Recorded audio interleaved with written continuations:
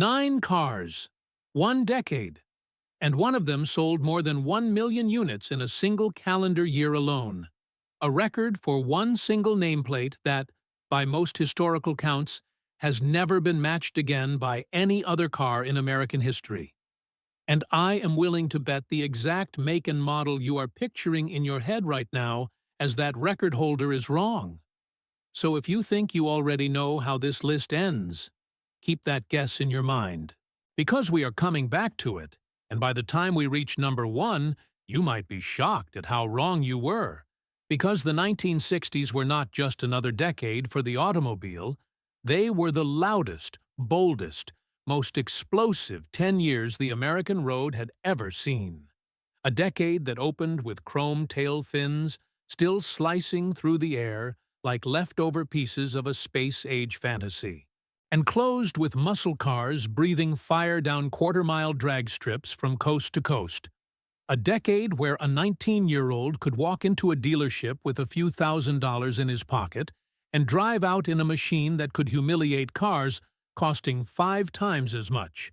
And a decade where the ordinary family car, sitting quietly in an ordinary driveway, could, today, be worth more than the house parked behind it. So stay until the very end, because these are the 9 cars that defined an entire generation. The cars that filled every driveway, every drive-in movie lot, every high school parking lot, and every open highway in America from 1960 all the way to 1969. And we are counting them down, starting right now at number 9, the Volkswagen Beetle. And here is a twist most people watching this do not expect. This car was not born anywhere near Detroit. It was designed all the way back in 1930s Germany as a project to build one simple, affordable car for ordinary families. And when it finally landed in America in serious numbers during the 1960s, by every rule of Detroit marketing, it should have failed instantly, because it broke every single trend the big 3 automakers were selling at the time. No towering tail fins, no chrome for the sake of chrome, no massive front-mounted V8 engine, just a small, air-cooled engine tucked away in the back, and a shape that barely changed from year to year. And yet, it became one of the best-selling imported cars America had ever welcomed onto its highways, largely because of one of the most legendary advertising campaigns ever created.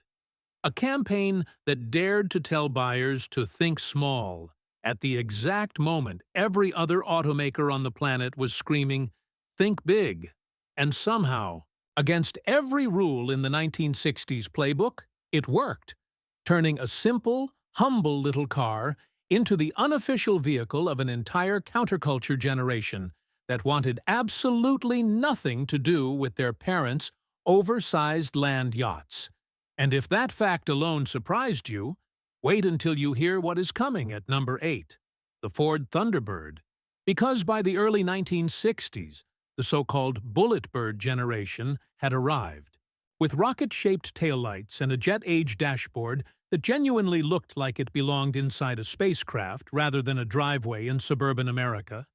And Ford was not just selling transportation with this car, they were selling a feeling, a 2-door personal luxury coupe aimed directly at Americans who did not need the extra space of a full-size sedan, but wanted every single person on the street to know, at a single glance, that they had made it. And that idea alone, the idea that a car could exist purely as a personal status symbol, rather than practical family transportation, quietly rewired what every automaker in Detroit chased for the rest of the decade. Which brings us to number 7, and this is exactly where the 1960s starts to get dangerous. The Pontiac GTO, a car that technically should never have been allowed to exist inside General Motors at all, because GM had strict internal rules blocking oversized, high-horsepower engines from being dropped into mid-size cars, rules designed specifically to prevent exactly this kind of machine from being built.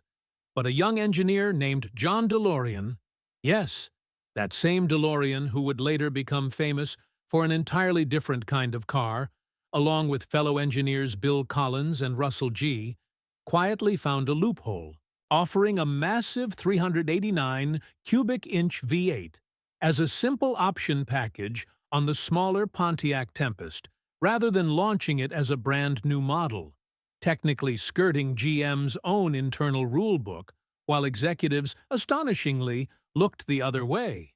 And just like that, practically overnight, the muscle car era was born. A car so bold that its creators named it after Ferrari's legendary 250 GTO, and drivers everywhere quickly nicknamed it simply the GOAT. And once that particular door was kicked open, there was absolutely no closing it again, which takes us straight into number 6, the Chevrolet Camaro, because once Ford's Mustang exploded across America, General Motors simply could not afford to sit back and watch from the sidelines.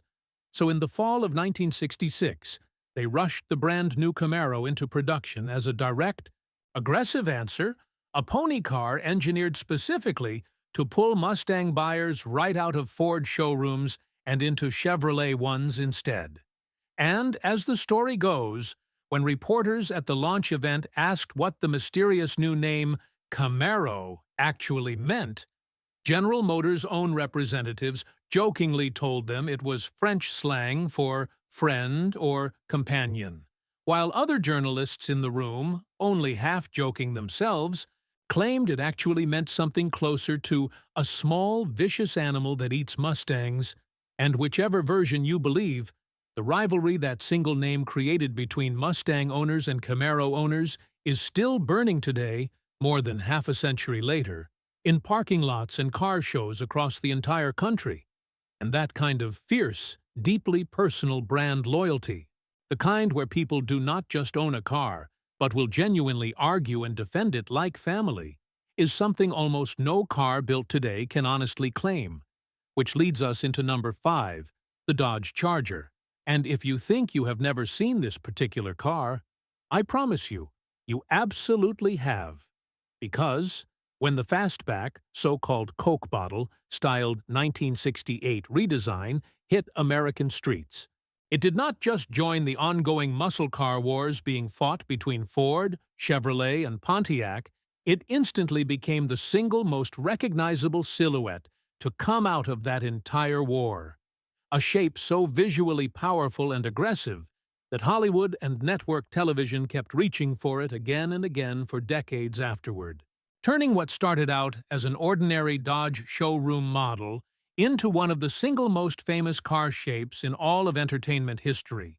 Which brings us to number 4, and this next one is where things get almost unbelievable: the Chevrolet Corvette Stingray. Because in 1963, General Motors design chief, Bill Mitchell, pushed through an incredibly radical styling decision: a rear window split perfectly down the exact middle by a thin strip of steel, giving the entire car an almost predatory, shark-like presence, unlike literally anything else on American roads at the time. Styling directly inspired by Mitchell's own personal fascination with sharks. But here is the twist nobody saw coming. Chevrolet's own chief engineer, a man named Zora Arkus Duntov, absolutely hated the design, arguing, correctly, that it dangerously blocked the driver's rear visibility, and he ultimately won that internal argument, which means the split window disappeared completely after just one single model year, meaning that if you ever come across an original, unmodified 1963 split window Corvette Stingray today, you are looking directly at a design choice that existed for exactly 12 months in automotive history and was never, ever repeated again, making it one of the single most valuable and sought-after American cars in collector circles even now, more than 60 years later. Which brings us to number 3. And this next car is not about speed at all. It is about pure, unfiltered status. The Cadillac Eldorado, because while muscle cars were busy fighting it out on quarter-mile drag strips, Cadillac was busy building rolling, chrome-plated proof that you had truly made it in America. With towering tail fins carried over from the extravagant late 1950s, slowly smoothing out into cleaner, sharper, more restrained lines by the back half of the decade, and Cadillac's decades-long reputation as the ultimate celebrity status symbol. The same reputation that had stars like Elvis Presley famously buying and even gifting his own custom pink Cadillacs to people close to him, carried straight through the entire 1960s, cementing the Eldorado and its badge mates as the ultimate four-wheeled proof of the American dream. And now we are finally down to the final two.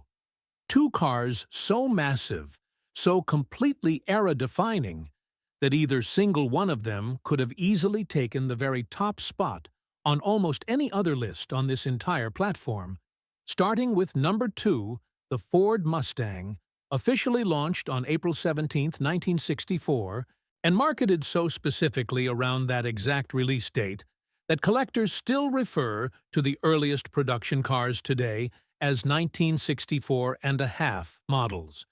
And what happened immediately after launch was not just successful, it was almost unheard of anywhere in automotive history because Ford sold over 1 million Mustangs in less than 2 years.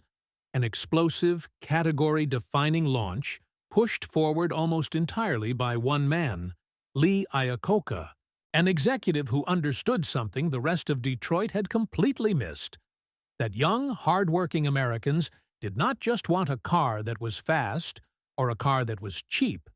They wanted a car that felt fast, looked genuinely expensive, and still comfortably fit inside a modest weekly paycheck. And the Mustang did not just sell well,